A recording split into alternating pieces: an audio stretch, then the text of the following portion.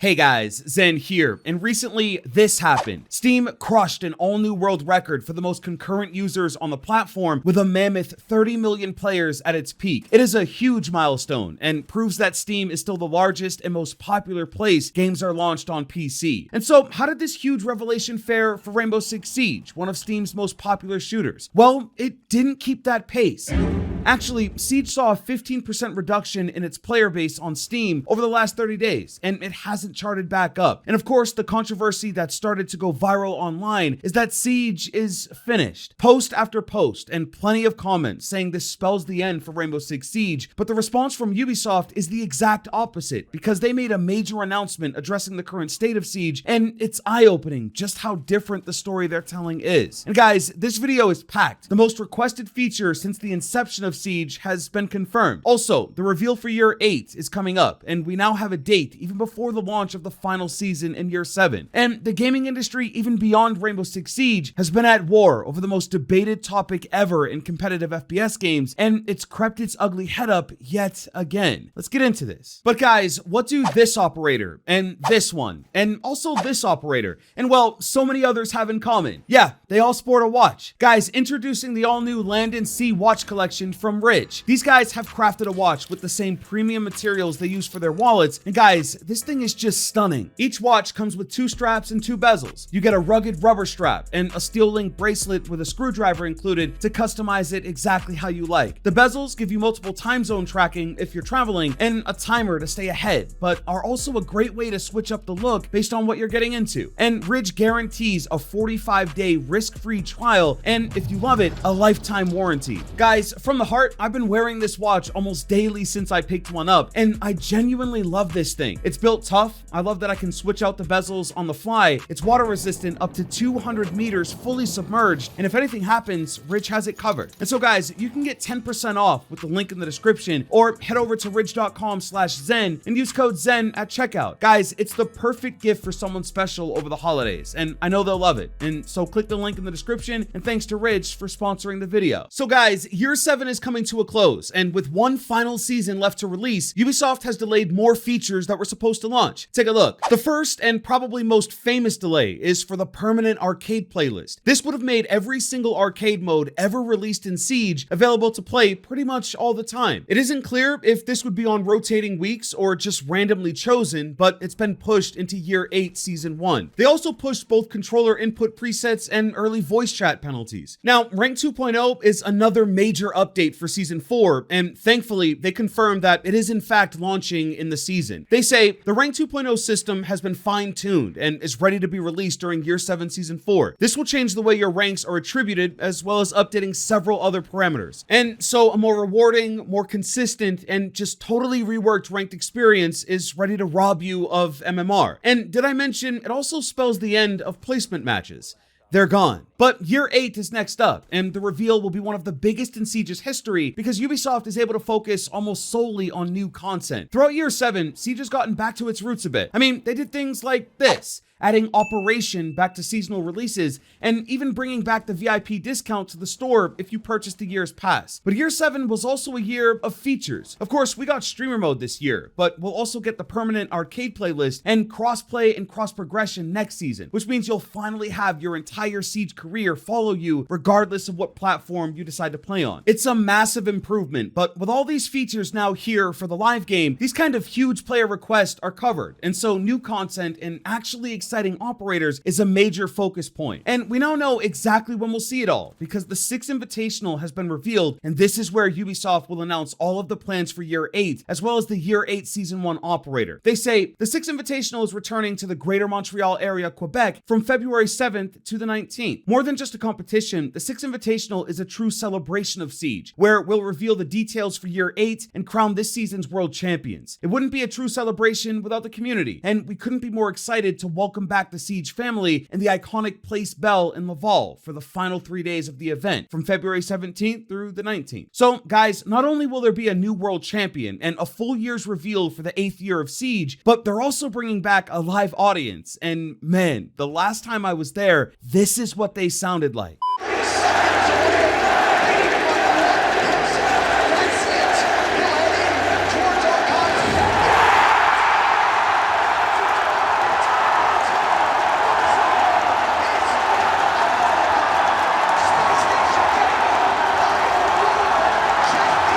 The stadium gets electrifying, and so out in Montreal, they'll crown the best, reveal year 8, and celebrate Siege. But let's not forget about those daunting, almost chilling player base numbers from Steam. The game hit an almost all-time low for concurrent players. At the same time, Steam was breaking a new record for the most concurrent on the platform. And as much as the community looks to Steam charts as hard evidence for player retention and interest in the game, it is only one platform, and also doesn't include console players at all. And Ubisoft actually addressed all of this. In their latest earnings report, Siege was a big topic, maybe the biggest, because they mentioned that in its lifetime, Siege has surpassed 85 million players, and it accounted for a massive gain in revenue. Ubisoft was only expecting a total of 270 million for Q2, but actually made just over 400 million, and they give credit to Assassin's Creed, their flagship IP, and Rainbow Six Siege for what led that improvement. They say Rainbow Six Siege has crossed the 85 million unique registered players mark and continues to see a very large number of players engaging with the game on a daily basis, with player acquisition growing quarter on quarter. We're also seeing higher engagement from current players and record daily average revenue per user following a second consecutive quarter of very strong year-on-year growth. As a consequence, total net bookings increased a significant 18% year-on-year. So guys, from what Ubisoft is saying, Siege isn't dying at all. In fact, they're seeing record growth in almost every area of the game, from the highest registered users at now over 85 million, player engagement from current users, and the almighty revenue. It's actually doing quite well. And the even bigger news here is that they confirmed that finally, after a very long and delayed road, cross progression will launch in Year 7 Season 4. Looking ahead, we have exciting new content planned for Year 7 Season 4, highlighted by the rollout of highly requested crossplay and cross progression, as well as the debut of an all-new map for players to experience. So not only is the #1 most requested feature coming, but the all-new from the ground up map will also be here,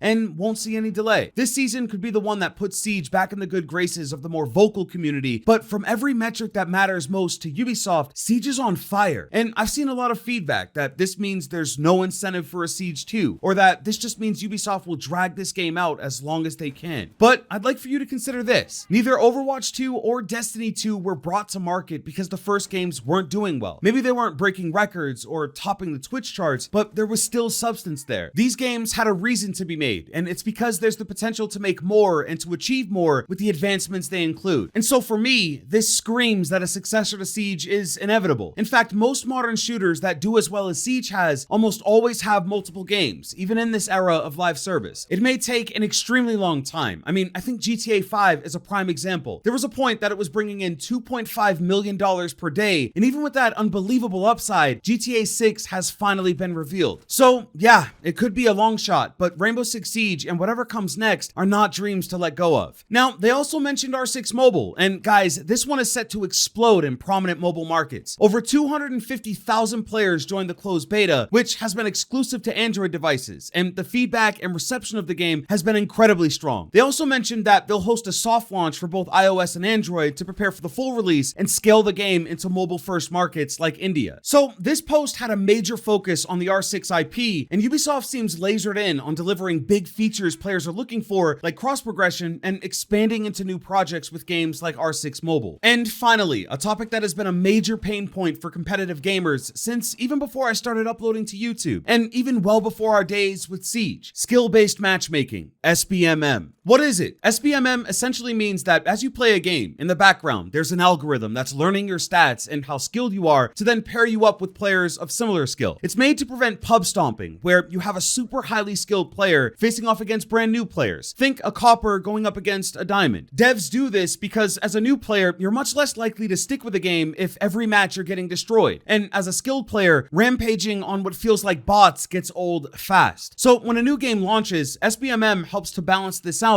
and keep everyone, in theory, where they should be. But with it, you end up in matches that can feel incredibly stale because you never get that rush. You never feel dominant or powerful because you're equals with every other player in your lobby. So another boycott has sprung up because of the latest Call of Duty and its take on SBMM. And as this began to go viral, the latest shooter from Ubisoft chimed in. You may remember X-Defiant, the arena shooter that Ubisoft is making with a bunch of different characters from their games. It's got guys from The Division, Ghost Recon, and some others, and they came out and said this: ranked matchmaking will be based on ranked. Casual will be based on ping. There will be no SBMM in casual, because that's the issue. SBMM is everywhere, and it makes for longer queue times and poor connectivity because these games are always looking for your perfectly balanced lobbies. Look, there's definitely a time and place for skill-based matchmaking, and I do think that it helps keep people where they belong. But there's also a need for ping and a more casual experience so that people don't feel like every match, casual or not, is a bogged down sweatfest. Lots of players in Rainbow Six Siege have also spoken out and said that even casual doesn't feel casual anymore. There is definitely a background system that matches you up against people with similar stats, even in casual. And so I thought this was an interesting bit to finish this one off. Are you pro SBMM, or is it ruining gaming?